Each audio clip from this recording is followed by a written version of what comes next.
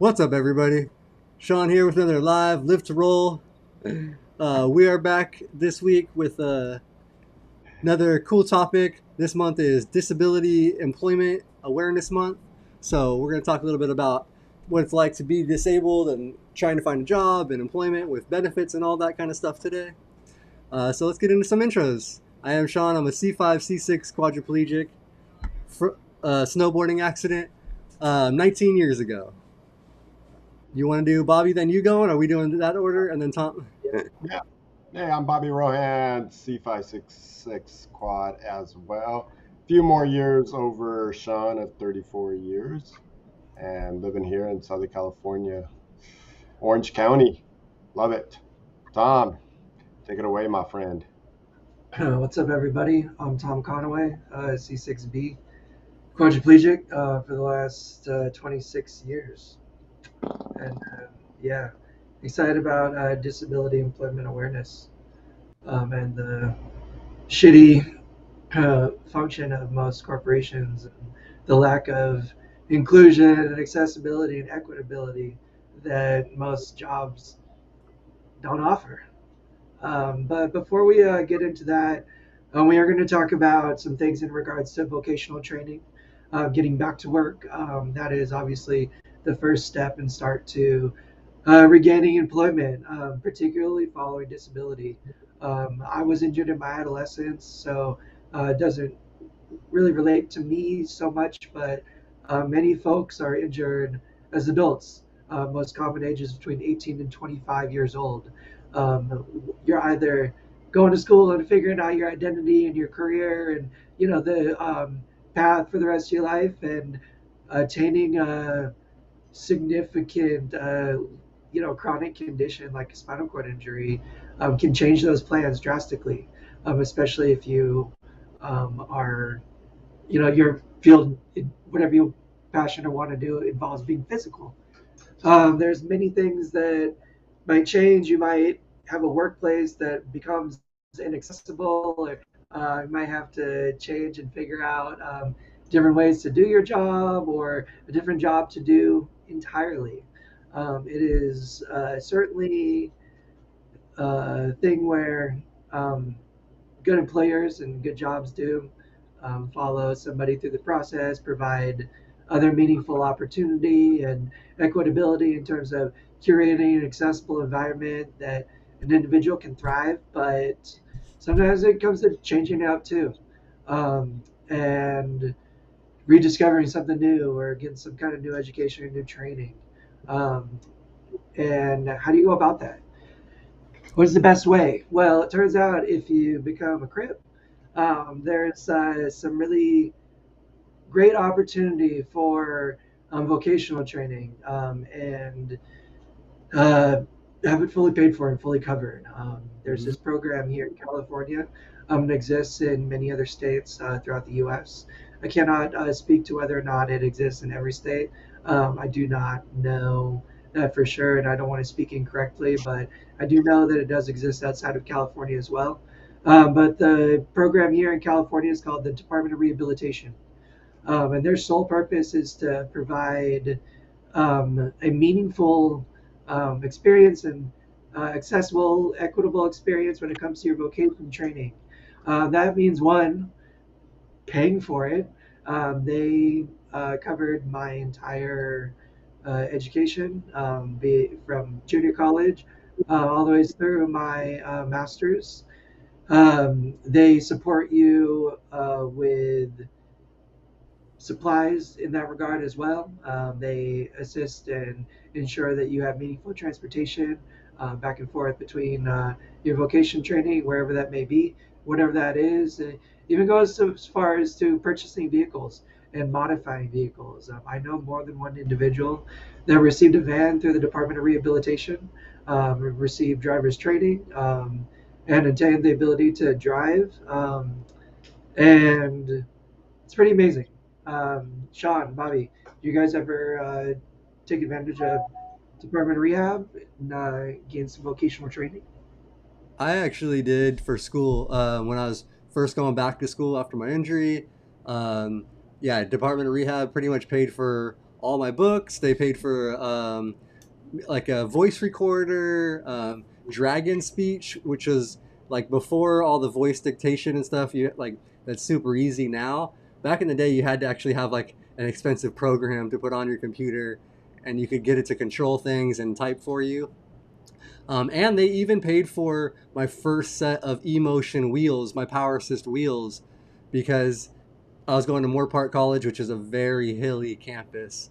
Um, it's really like it's literally sits on a hill, and I was just having a lot of trouble. I was struggling with trying to get to classes, and that was another thing they were able to pay for and help me out with was those. So like yeah, Department of Rehab is fantastic, and they do a lot of stuff for getting you back to school, getting you back into work after you get a degree or whatever you were going back to school for. Um, so it's a great program. I would definitely look into it and see if your state does have some sort of um, affiliate program like it. But And ours is called again the Department of Rehabilitation, the DOR.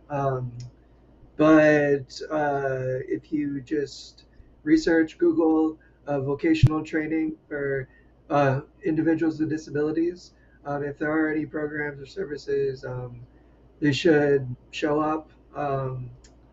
And yeah, how about you, Bobby? Did you ever take advantage of DOR?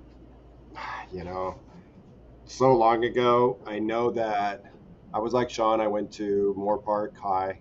I called it because it was like 13th grade. Uh, I wish they would have had something where the emotions were out for when I was there going to school because yeah, it was a tough campus. But a lot of times, Shawn, I get in my van, drive down the hill, that's and what then go. I used to do that too. Even at one point with the wheels, the campus was so steep.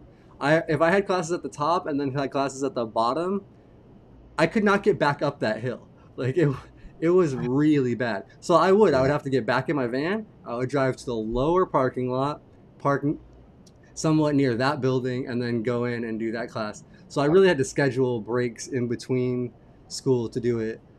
yeah, They do actually have, and they did, and I didn't take advantage of pushers and like like helpers that I probably could have got through the school. Um, but yeah, it's stuff like that just makes it difficult if you're in a chair, especially trying to be in a manual chair. It was right. really hard. Did Because the way I did it was I went to Moore Park High and just said, I want to go to school here. And they're like, and I went to the disabled students office. And I think most colleges have them. And I just said, I want to go to school here. Great. And I hear they pay for it. Yep. Here's paperwork. Fill this out. They'll pay for your books. And I was off and running, going to school there for 2 years. And they bought me, I think, Dragon Dictate, the school. But yeah, But also they had a class at the time for Dragon Dictate, which was pretty awesome. So I got to take a class, and believe it or not, it was Dragon Dictate one, and you had to first before you start using Dragon Dictate, you had to know the military signs of your alphabet: Alpha Bravo Charlie Delta Echo Foxtrot, so on. And that's how you would have to spell out a lot of words because it did not pick up on a lot of what you're saying. So you just had to spell it out. And a lot of times, you spell, TH and then you got to drop down the or, and then a couple words and then you can select one. Yes. And it was like the slowest program. But at the time I was like, hell yeah, if they have something like this now, wait until what we have today on our, saying the words, Alexa or Siri, and then just talking into our phone. So it's pretty awesome where it's come from. Um, and that's all I really got to use it for because I got lucky. I went over to where the wheelchair shop I would go into to get either new tires, got my second wheelchair from them, and it was a new owner. And I said, "Hey, can I get a job here by any chance?" And he goes, "Well, what? What can you do? And I'm like, I don't know, but if you hire me, you won't be sorry. And he hired me. And he had me doing some like kind of secretarial stuff, and it was during the summer. And he says, we'll probably get you into sales. And so then I started following sales reps, and that's how I all of a sudden I was working. And next thing I know, a friend of mine told me, you better report this because you're getting Social Security. And boom, I called. They took me off, and then I was making, regular money. And at the time, I was lucky because I was on my dad's insurance until I was 25. And then my company offered me insurance when I got off uh, my dad's insurance, so I got insurance that way.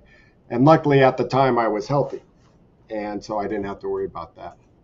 And then I'm sure we'll talk about, Social Security and Medicare and all that a little later. But then I had to navigate, getting Social Security and then not getting it and then getting back on it and then getting it. So, and then getting both at the final run of my last 10 years of working. So I didn't really get to use, Department of Rehab, which, I believe you're right, Tom, that a lot of states do have. And I mean, it's not about there's no forcing anybody to take it. I just always try to tell anybody with any kind of disability, level of disability, about it, just to help them take advantage in terms of like saving money. It's just like a full opportunity for education and training that, it's like so simple and easy to sign up for too. It's crazy. The kind of flexibility of the program is what surprised me and is like most encouraging to me about it as well, because it's not limited or specific to traditional vocational training in terms of like junior college or regular college UC or whatever. They'll do vocational training for certification programs and things like that, depending on what you want to do, depending on your skill set, depending on your passion and drive and want. And very few state programs do that. It's all generally very uh, within a certain lane, following specific rules, or like forced to do certain things, and not much freedom and flexibility. So shout out the Department of Rehab. It is a great program. We did get a little sidetracked a little bit too, but in terms of your education and training, um, wherever you're getting it. Shawn spoke on it a little bit in terms of like disability resources at the school, or wherever it is you're going or attending.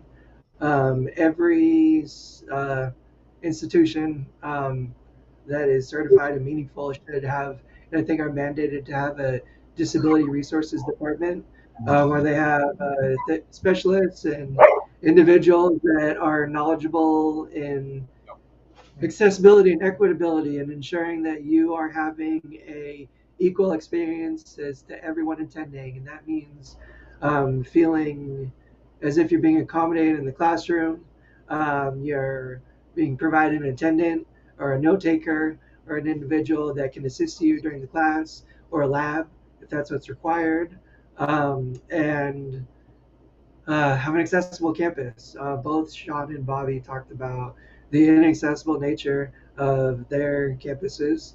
That is unfortunately the case for most schools. I attended a pretty flat school.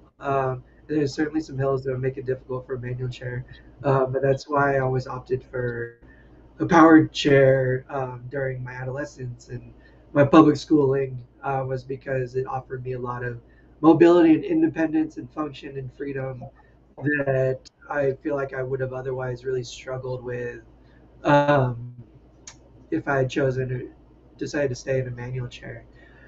But there are pushers, there are solutions, there are people, and there's options to take advantage. There's accommodations for test taking, in terms of like providing extra time, providing extra accommodation, or a private room to set yourself up in a very comfortable, adequate space, and it goes on and on and on. um, you know, like privileged registration and stuff to have your lot and pick of the classes to best fit your schedule. And like I said, I can go on, but just be sure you're feeling as if your needs are being met, that everything's accessible, that you can think on your classmates or your peers' experience and ask yourself the question: is this equal in opportunity and accessibility? And if the answer is no in your head, even for a small reason, bring it up, because it is to the benefit of others, beyond just yourself, to point out things like this, especially at institutions of learning. They should um, be equitable in every meaningful way, just in every way, period. So do concerns and make sure you are having that experience, because it's your right. It should be provided for you, and you raising these concerns now will save somebody's struggle in the future. Um, yeah, this is Will. I've just said it. Don't be afraid to speak up. And he said vocational rehab just got him an independent living specialist position. That is super awesome. And very important You know, job. you know, this kind of leads into what we've been talking over the last, um, of getting out there and finding the information of what's available for you. Robert Soto said it: take advantage of anything that's available can help you with education and vocation. Yeah, I mean, it goes like that with getting to your doctors and getting the right information for your doctors, to getting the right information for Social Security, Medicare, whatever it may be. But it's not just going to come to you. And I know there's some people that have gone to voc rehab and said, "Hey, um, I went there and they didn't do anything for me, and they never called me back."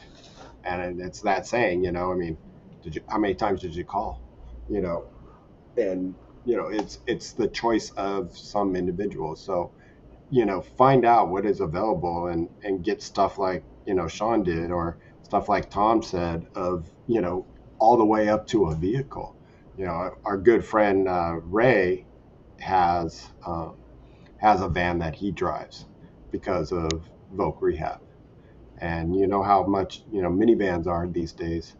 Not cheap, but and it is very hard. He had to jump through a lot of hoops. And there's one thing about what um, what Department of Rehab does, is say no to vans all the time.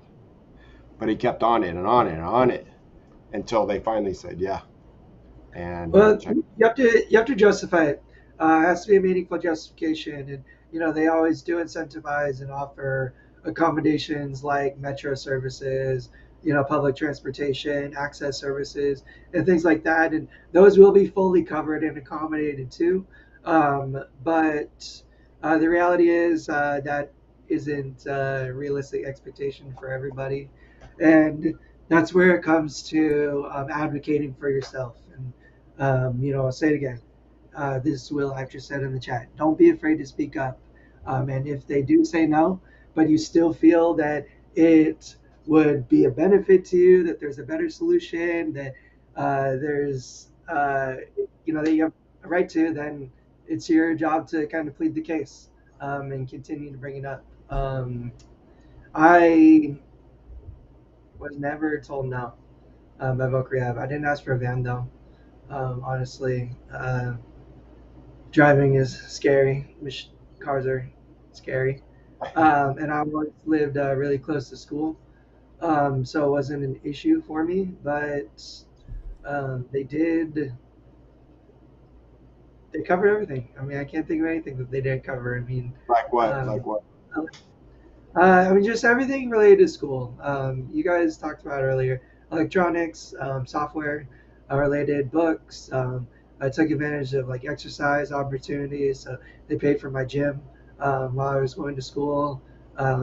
They did not pay for my housing. They do For your not pay for for your yeah, housing? for Is my that what? housing. Yeah. Oh, okay. And housing can be probably the biggest cost associated with education, unless you're living at home, and that's deferred because of family or your situation or whatever. And take advantage of that too. I mean, I went to school, junior college, for the early part of my education while living at home, taking the bus hour and a half each way to my junior college, and uh, you know that was a reasonable and fine experience until I was ready to move out. But here's like another opportunity to kind of take advantage and use your disability to your advantage. I took out $15,000 in student loans that I used to pay for my apartment, food, and living for um, the 5 years I was down here in Southern California attending CSUN, and I got all of those loans forgiven by the government because of my level of disability. And they have a program that if you have a chronic condition of a certain degree, and you have to get a doctor's note, letters, and jump through a lot of hoops, but I didn't have to pay any of it back. And again, there's that's just one way I navigated it. Lots of other similar opportunity outside of things like that. There's tons and tons of grants and scholarships available for individuals with disabilities as well. This comes down to doing a lot of personal research and spending a lot of time writing letters and putting in the work. But it certainly is well within the realm of possibility, and certainly worth the time to research and do so. Um, because I think any individual with spinal cord injury could, attain vocational training and, leave train debt free afterwards. You just have to navigate it right. Yeah, absolutely. Leslie, who's a really good friend of mine, she used to work at Fresno State, and she worked in the offices where they had a special program of like, not exchange, but Leslie, you tell me what it's about. Or I'm losing the words of what the college did, but they had a lot of students come in that might have had intellectually disabled in some ways, and so they work with them and get them to go to college, like Fresno State, and then they part of the program is getting them to work. So moving into like once you're done with all the voc and department of rehab and getting the skills and done with school, it's getting that job. And I think we get to a point where I hear all the time, and luckily I didn't have to. This problem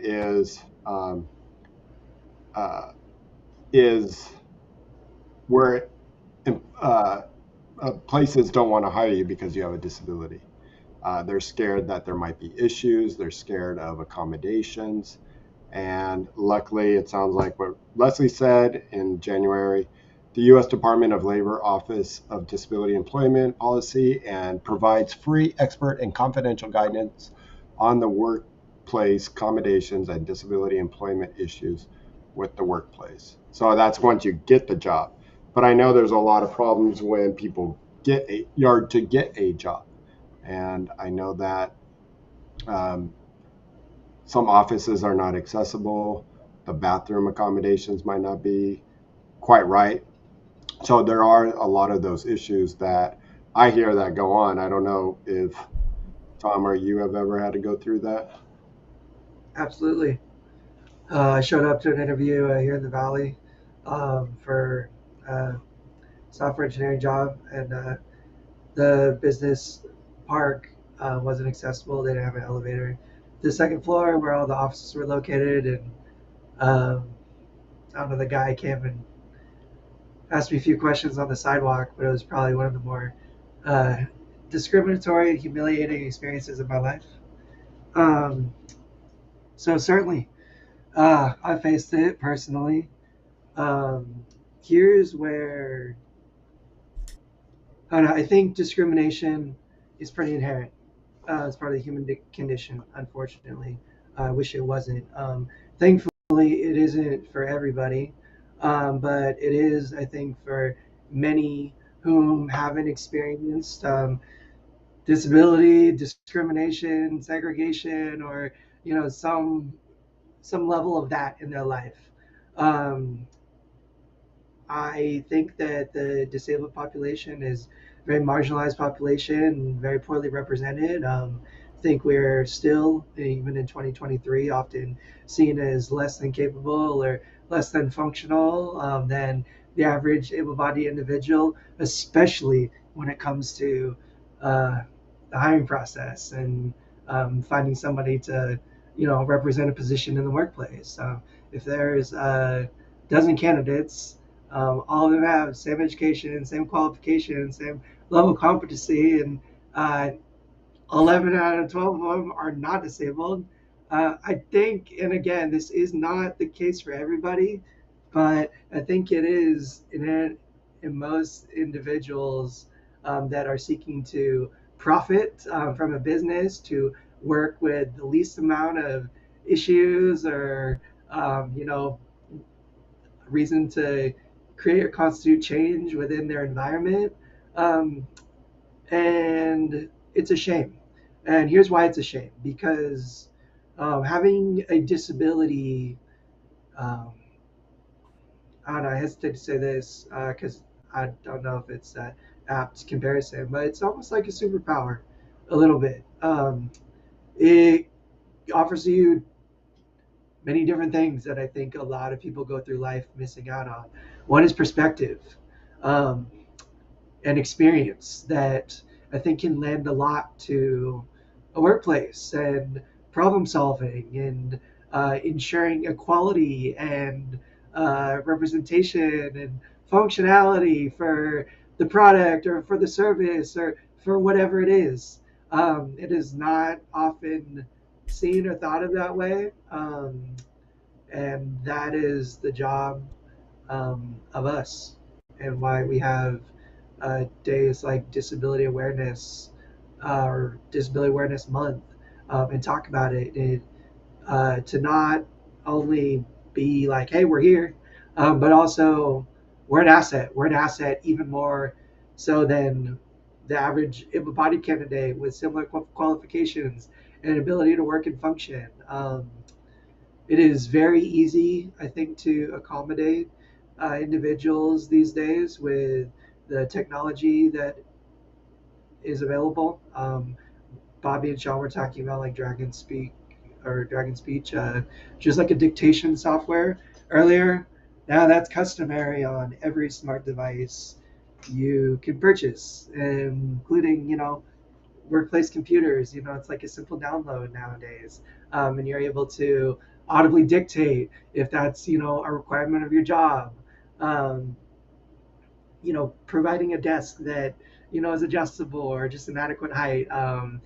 Simple things like that. They're just very, very, very simple and accessible these days, and much easier to adapt and include into a workplace environment that maybe doesn't include them.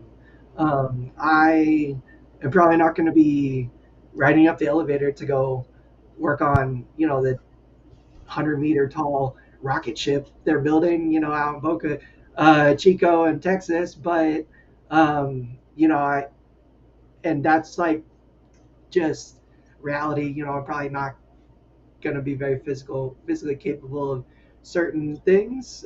So I do encourage you to live within the realm of reality with your expectations and stuff. But if it is something that you feel you can adequately do, I do encourage you to push yourself, strive for the opportunities too. It sucks when you encounter bad experiences. That can certainly discourage you from trying again, but life discourages us every day, all the time, and that shouldn't be a reason to not try again. Well, Is you go ahead? yeah, it's also about how you make yourself stand out as well. There's a lot of, and Leslie's continuing to put some great information for Yeah. us. The Independent Living Centers offers employment services for folks of all disability groups, and then work with your career development department at college if you are going. There's many ways that they can help you get your um, no pun intended, your will in the door. And I think you said it right, Tom. Is that I call it the rock star life. I'm always recognizable when I go back to my Trader Joe's and my grocery stores and anywhere I'm going. I'm recognizable, and let that stand out in your interviews when you're trying to get a job, and whatever it may be. And yeah, you're right, Tom. Maybe we're not going to go and repair a telephone pole in the workplace, but there are some amazing people that have adapted their lives around what they want to do. Just recently, I saw this 18 rig. He was a truck driver before, and now he's still a truck driver after. He's a Yeah, it's paraplegic, and it was just amazing to watch him get into his rig and how it's all set up for him, and how he drops his load and picks up a new load. I mean, it was pretty. Now he mentioned that he has to do ones where he doesn't have to unload the truck like a lot of truck drivers have to do, but he does long hauls, so he's going from across country, and so that's just saying that there's a lot of opportunity for what you might be passionate for. If you're passionate for repairing telephone pole wires, um, maybe there's a certain lift that you can develop. I don't know. I always see the guys lift up in the trucks. Maybe they can make one accessible, or you make one you could accessible. probably run the training program or something for, if you're that good at it and passionate about it, stuff like that. Sometimes having an injury in the workplace, like Andrew from Triumph, we all know, he always says like he was in kind of construction and stuff originally when he got hurt, and he just promoted himself into the office. So like Yeah. basically, like sometimes you just got to promote yourself, get yourself up somewhere. Maybe you can train people, do other things like that. If it is like a more physical job you had before your disability. Yeah, I worked at a Subway when I got hurt, and when a year later, I wanted. I always worked way before my accident. Now, even though I got hurt at 17, I started working, for where I had to get a Social Security at the age of 12 in the mall, and a friend's mom hired me. So that's how we got by with that. And all I had to do was clean shelves. But I've always, taken the initiatives to mow lawns, wash cars, babysit all the time. So that I mean, I always loved to work because work meant cashola. And when I got hurt, yeah, I can't be a bike rider, but I hung out in the bike shop long enough that I can sell a bike. So my friend hired me at minimum wage at 3.75 an hour of selling bikes and customer service for their shop. And then I'm still focusing on rehab, so I didn't do it that often except maybe weekends. But it was you can figure out something that you're passionate about but in a different way. And I know some people have a hard time getting over that thought process. No, I'd rather ride a bike than sell a bike. Yeah, I get it, but you have to think about what reality is now. Um, yes. Thank you, everybody, for stopping by. Leslie, we really appreciate your contribution today. You're dropping so many awesome comments in the chat. What's up, Viz? Adaptive Life, Hell Wheels. Angel made a comment. I'm pushing the limits by trying to get into bigger film productions as a special effects makeup artist and paraplegic. And I think that's amazing. It's inspiring. I, I do know that you made a comment earlier too in regards of wanting to acquire maybe some more specialized vocational training outside of like the traditional schooling system and when it comes to regards to like makeup schools and things like that. I'm pretty sure voc rehab department of rehab can certainly help you out in that regard too. So if that is something you're looking to pursue more training wise too, really encourage you to go check that out because I think it'd be awesome. Shawn, what were you gonna say? I was gonna say I actually talked to him. We met him, or I met him in Phoenix. And that dude's super cool. I actually am gonna reach out, try to have him on the show. But he does visual effects art. He's a visual effects artist and does makeup and cool stuff like that. And he still does it in active and like made I think an accessible studio for himself. Um, so yeah, that's awesome. Just wanted to shout that guy out. He's super cool. And And sorry, Tom, go go ahead. ahead. No, you go. You go. Well, and once you do get that degree and you're ready to um, head out in that workforce to find something, Leslie said it, networking.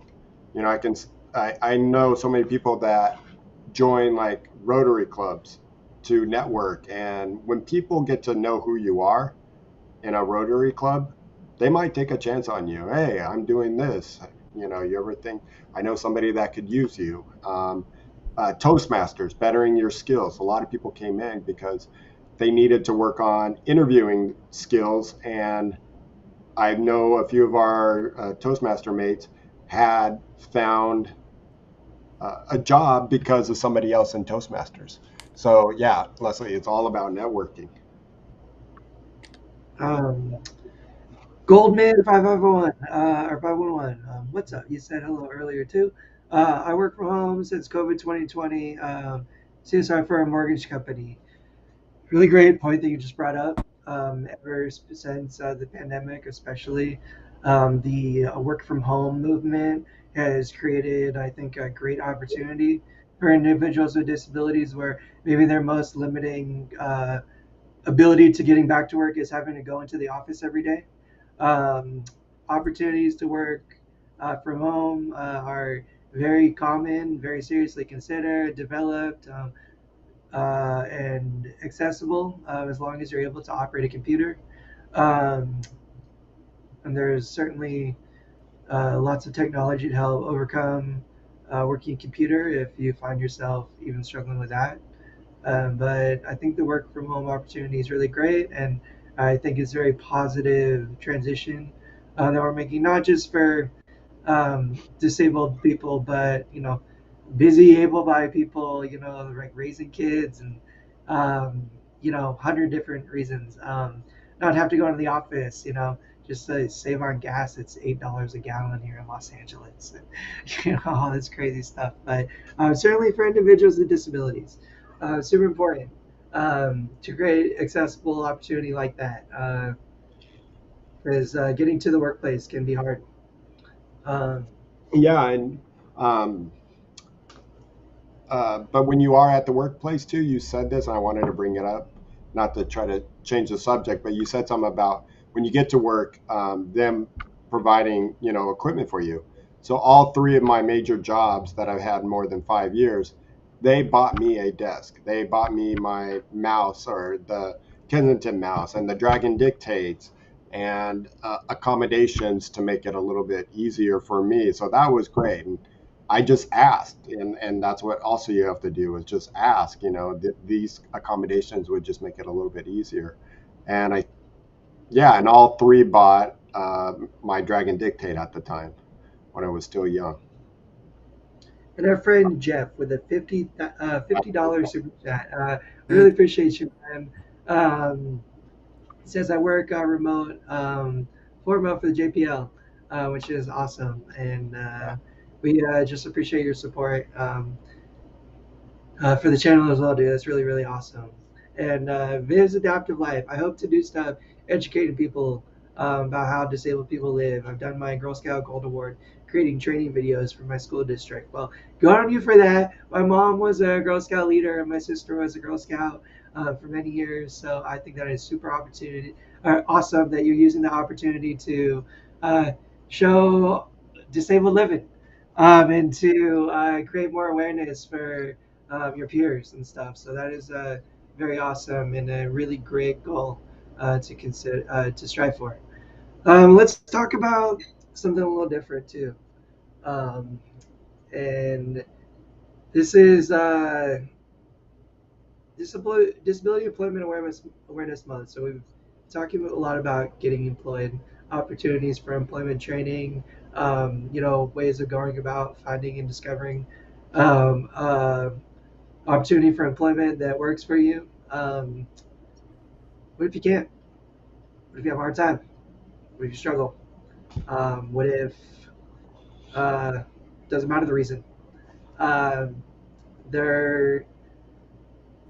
That's why social services exist. That's why SSI exists. It's where originally was the function of it was for individuals who aren't able to work or became unable to work at some point, had some benefits and some resources to help assist and accommodate them and cover them uh, because they aren't able to. If you find yourself feeling unable to, um, that's okay. I think there's a lot of shame and embarrassment and uh, other feelings similar to that surrounding uh, your situation, um, living with a disability. It is different for everybody. Everybody's disability is different. The toll that it takes is different. Um, you may not be ready right now. You may be ready sometime in the future, or maybe even not then.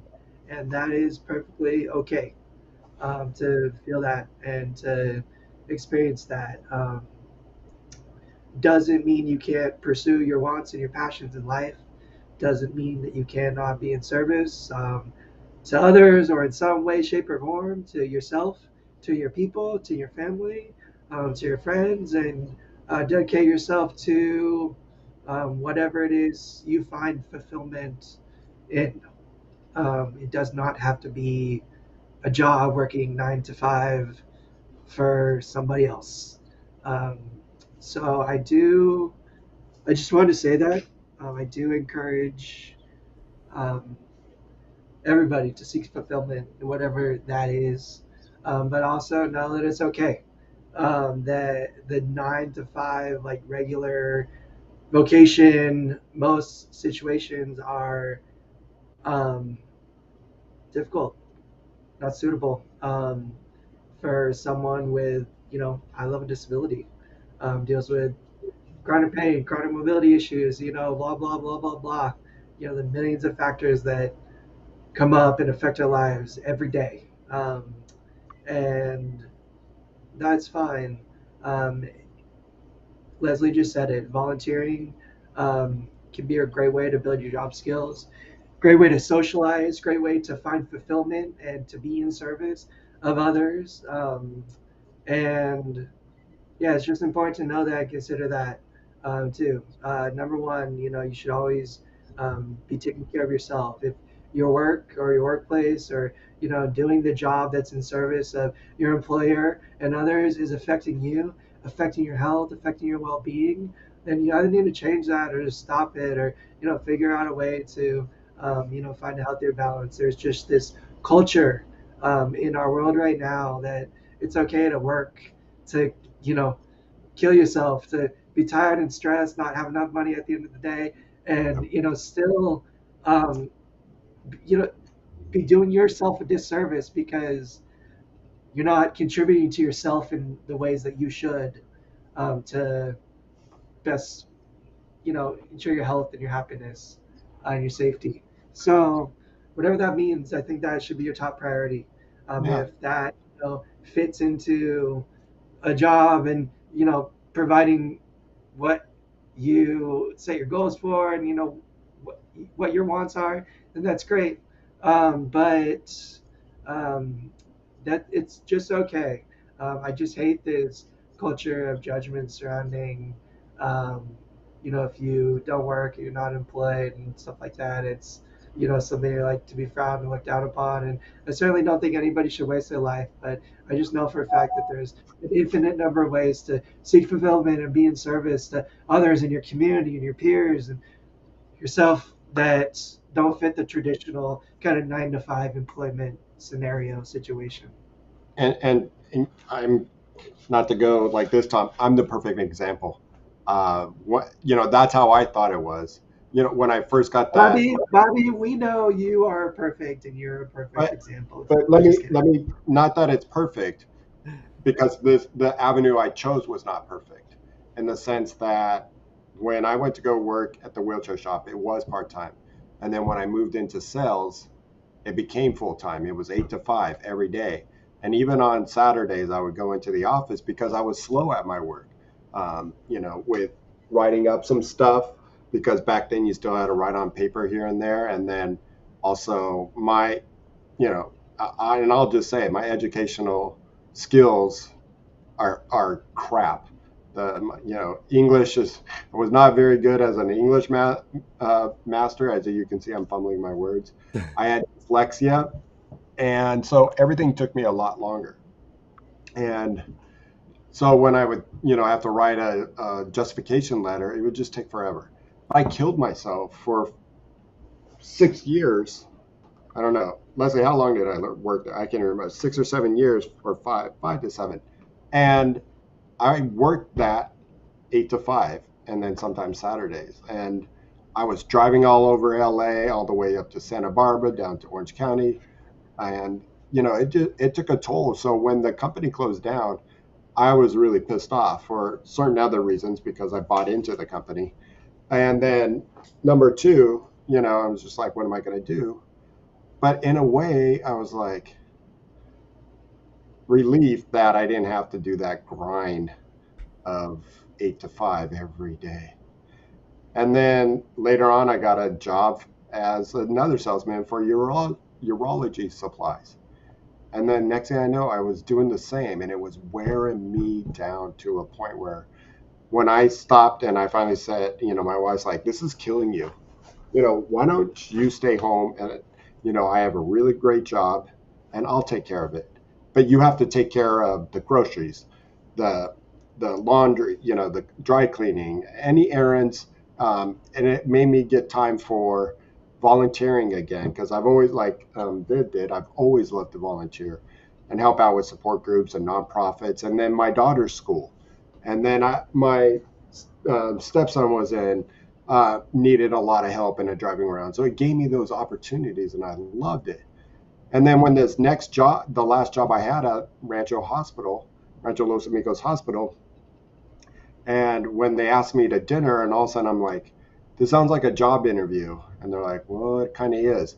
And they knew me because of my volunteer work with a lot of foundations, and also being, a peer mentor, going anywhere for anybody. And when they said, yes, we're looking for a supervisor. And the first thing I said is, I can't work 5 days a week, and I can't come in at 9 o'clock or 8 o'clock. I'll work from 10 to 5, 10 to 4:30, and I got to work 4 days a week from 10 to 4:30 because I knew my body. And then over time, it still wore me out, to where a point where after the pandemic, I was so worn out, could have caused the seroma in my butt that I had to have surgery on. But I finally said, you know what?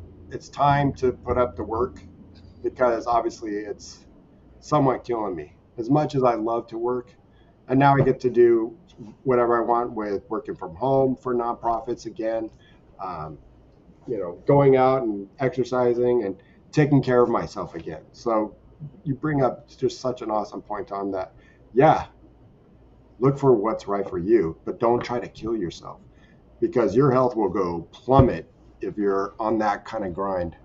And I know a lot of us quads can't do it. Even some parents have a hard time. And, I'd be curious, Goldman, if you said you got hired on the spot because you showed up when it was raining and cold, but I'm curious, what was I curious about? Are you still with the company? Are you still working? And how did, are you an 8 to 5 or 9 to 5 kind of job person? Here's something that I want to speak on too. Um, there's a giant problem with discrimination that's facing us in the U.S. too, in terms of getting back to work. The reality is in order to qualify for social services, in order to survive, and I wish it was just like SSI was all I had to rely on. I rely on in-home supportive services, which constitutes like more than you know It's like between $2,500 and $3,000 of personal care that I receive that would then offset to me if I didn't meet the income bracket to qualify for said services. I've been paralyzed for 26 years. I do a lot in terms of like pushing myself to be independent and functional, but reality is a real son of a bitch when it comes to this too, because in order to be functional in a certain respect, I need help. I need care. I need to kind of offset some of my independence so that I can be independent in other facets of my life. If I were to start making $1,500 a week and make $3,000 a month, I wouldn't even barely cover my personal care, let alone my rent, my food, my fun, my life, and anything. Now, that is the opportunity that's provided for me from my state. I'm allowed to have no more than $2,000 in my bank account without affecting my um, income and my social services. And I think that they do not make it easier to transition to the workplace, to provide meaningful care and service while an individual transitions, maybe even more so because the fact that you are pushing yourself to pursue vocation means you're probably going to need more assistance and support in the way of your care and help at home. And these income brackets and um, rules on how many assets you're legally allowed to have and stuff. It just makes me sick. I am not ignorant to the fact that regulatory agency is required in order to ensure that individuals don't take advantage of the system, but the system is just so inherently flawed in the way that it exists that I don't think they provide meaningful opportunity in order to transition like that. And Josh just said it, Able account, absolutely. I can save up to $50,000 in my Able account in terms of like assets that don't affect my social services. Is it up to a Um, hundred thousand? Is it? uh, maybe now. I know that it was 50,000 at a certain point, but I don't think that the Able account is a solution. I think it's maybe a right that should have existed a long time ago, and I'm glad that it does exist now. But why, if I really am pushing myself to like more meaning, I feel like I very meaningfully contribute to society with the service and the function that I already do. But let's say, in order for me to fit that, I need to have a 9 to 5 and be contributing, to the machine and the workforce that is like American capitalism and industry. Um, why should that affect my supportive services? Why should that affect my medical care that I receive, as a result of needing it or for the level of function, disability, and my want to live independently and not at home and rely on my family to provide it for me? I think it's disgusting. It's so scary to even consider and begin to take that leap, um, especially if you require or rely on, help every day. If you rely on, help to survive. I mean, if I missed a week of my home healthcare, I mean, I could survive and I could make it, but I wouldn't be in a condition or be presentable or be functional enough to do a job in that instance. And long term, if I was like pushing myself to work and it, constituted like losing those services and I wasn't able to like attain them or maintain them meaningfully, I'd end up probably dying. We're so sick, and with a wound or something that's gonna debilitate me and limit me even further. And there just has to be a better solution. There has to be more meaningful support during and for this transition to incentivize individuals to get back to it. And yeah, I mean, I could continue on. I think it really is maybe kept a certain way to, you know, keep minorities, including disabled individuals, subjugated to a certain degree and limited to a certain degree. Um, but again, that's just politics and maybe some left-wing liberal conspiracy thinking I'm getting into. But it does honestly feel like reality. And I mean, I know it is reality to a certain extent. Whether it's like purposeful or not, doesn't really matter because it's the way the system exists. And um, I think it is very flawed and very much the disadvantage of individuals with disabilities who are working to try to escape social services. And yeah, And it doesn't help that we live in the most expensive state, when we're trying to pay for these items.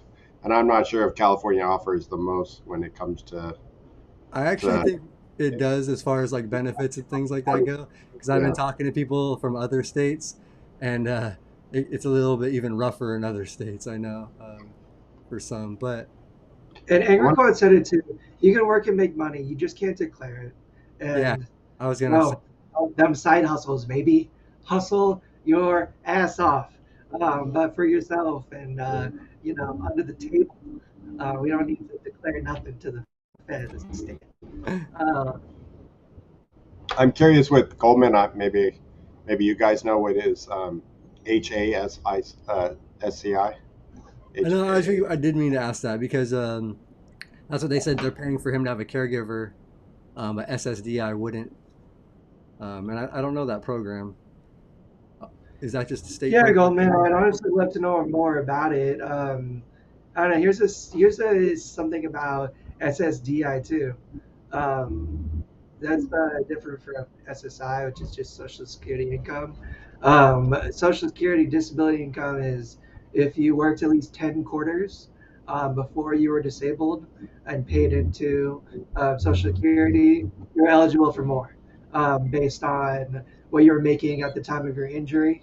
SSDI is great.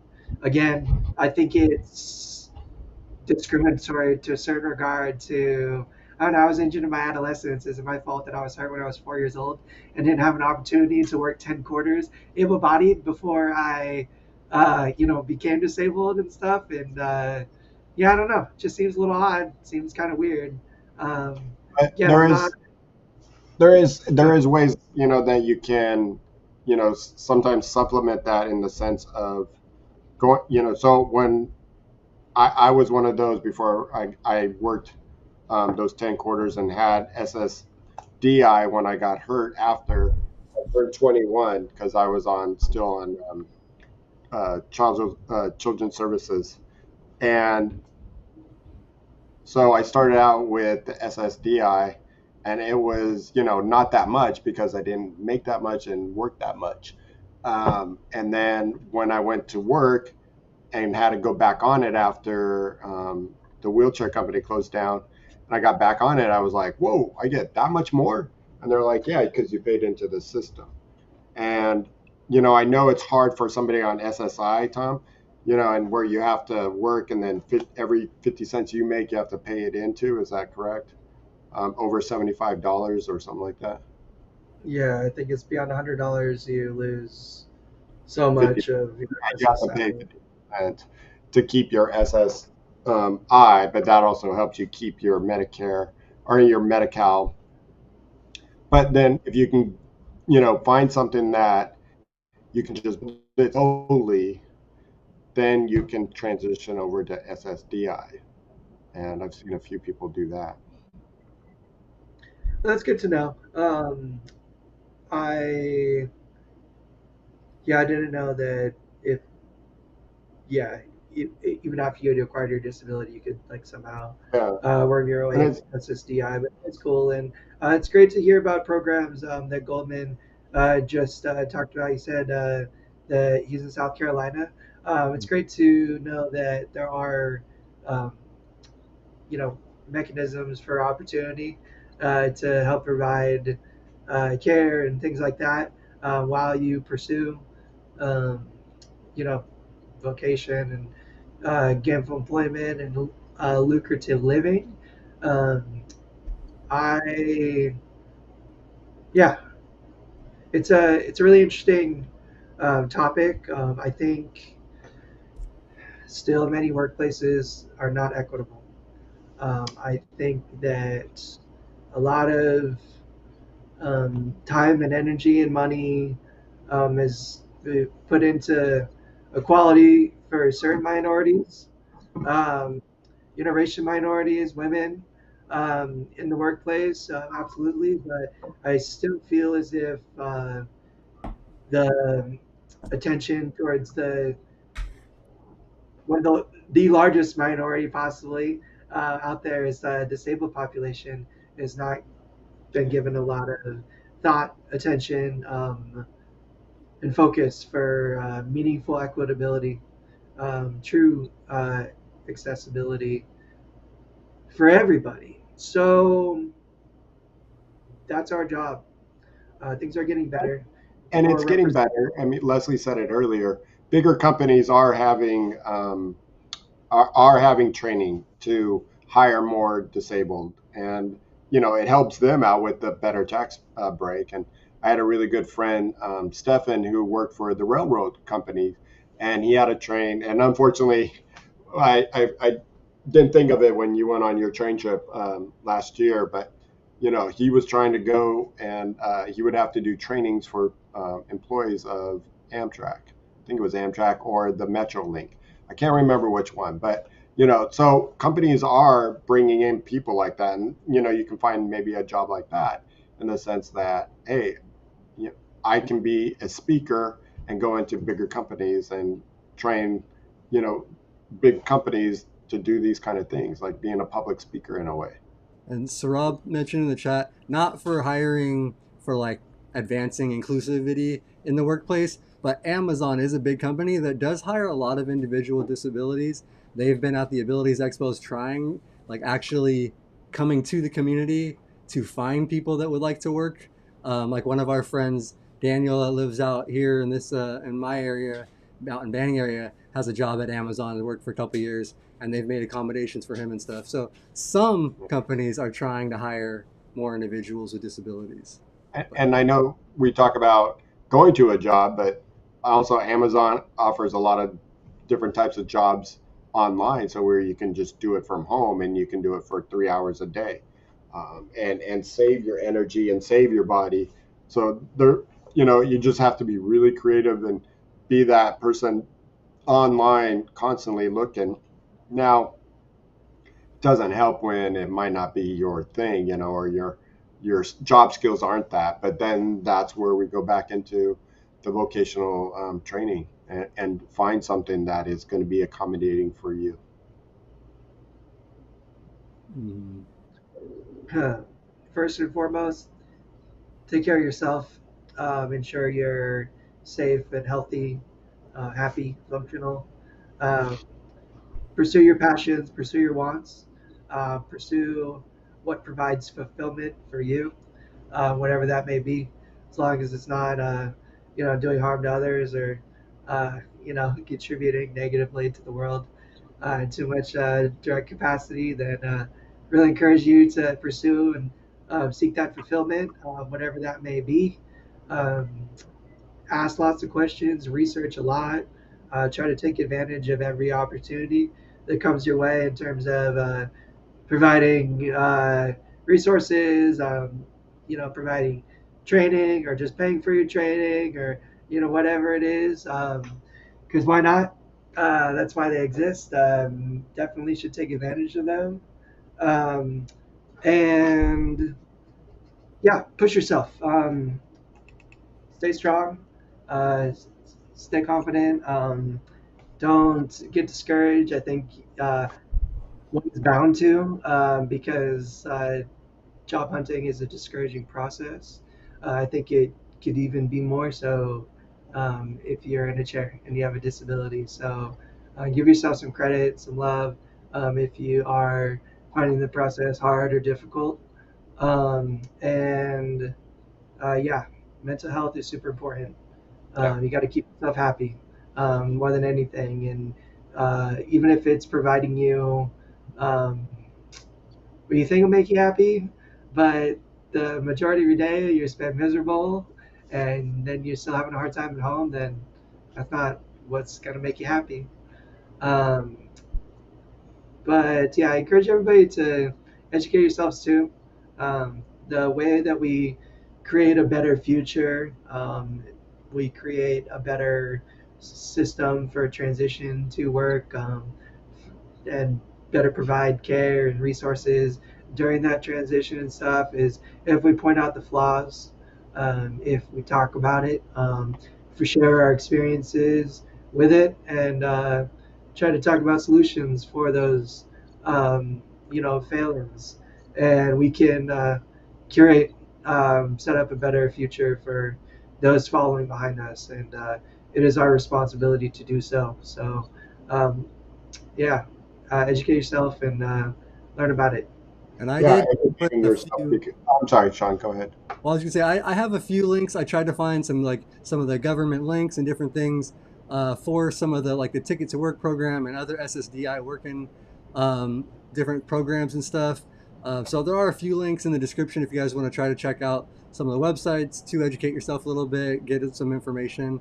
And also, I just wanted to shout out Goldman said he set up a trust, which like you can set up a special needs trust, which again is untouchable by the government. Whatever they can't, it's controlled by somebody else. Typically, you have to be. But he has his paychecks direct deposited into there, and then lives off of his SSDI. He said, so that's This is all alleged, by the way. Let's allegedly. not put Goldman in a difficult or desperate situation by admitting to something in a public space or forum that could later be used against him. I do hope it is legal. I'm sure it is. But again, loopholes, It, loopholes, loopholes. Why should we? Why does our government or the current system necessitate us navigating through loopholes to find a way to work around to, you well, know, it's out maintain there. You our just have to. assets. Yeah, It, they're out there. You just have to dig. Because I did the same thing, Goldman, and it was a lifesaver these last 12 years. it, but the point is that I mean, it's extra work. It's putting somebody in a difficult position where they have to even question their morality sometimes. When it comes to like breaking the law, in order to just like maintain your assets and your benefits, I think that is, I mean, it's just discriminate. That's the definition Well, of discrimination. When any able-bodied person is just to allow, as many assets as they want. I I think it's just well, it's you don't have to be disabled to do what we have to do because everybody who's trying to save their cash does the same thing. Finds those little loopholes and do it. It's not yeah. about I mean, you're right. You're right. disabled. You're totally right about that. Uh, Yeah, it does. It's not a disability thing when it comes to those maybe, you know, is this all right kind of thing. No, if it works for you, it works for you. And And um, Goldman said it is, LOL. But it hopefully, is. No, it is because I pay, my tax guy sees it, the government sees it, but they can't do anything about it. yeah. And there's another good comment. Angel just said, "It's always taught that I was always taught that it's okay to not break the law, but you won't survive without bending it." And that's Yeah. I love, that's the rules of the game. But I think that we can work towards a better future where it doesn't mitigate, you know, questionable actions to, you know, ensure that your your assets are protected because that's should be your human right to a certain degree, I believe. But we're living in the world we are now, so I'm all for loopholes. I didn't mean to get a little fired up there. I just it does make me frustrated and upset that Um, you know like we even have to navigate through the loopholes we do to attain the meager assets that we have. It's wild to me. no, it's Um, frustrating, but I think disability or not, I think a lot of people, even getting a job or and low income, with disability or not, they still do the same thing as what we're probably having to do, and find those little assistants and those programs and that are not talked about and you have to dig for, but um, you know, Yeah, we the all want to aspire to be like Donald Trump, just like working financial loopholes in every day of our life to accrue unfettered power and access to. I'm not naming names, but yeah, you're right. Um, And yeah, just take care of yourself. Ingrid Quad said earlier, between research and my own health, that is my job. And I like that comment.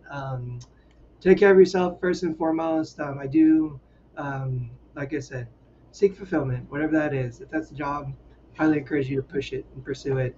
But don't feel discouraged or bad if you, you know, seek fulfillment and spend your time and your energy doing other things too.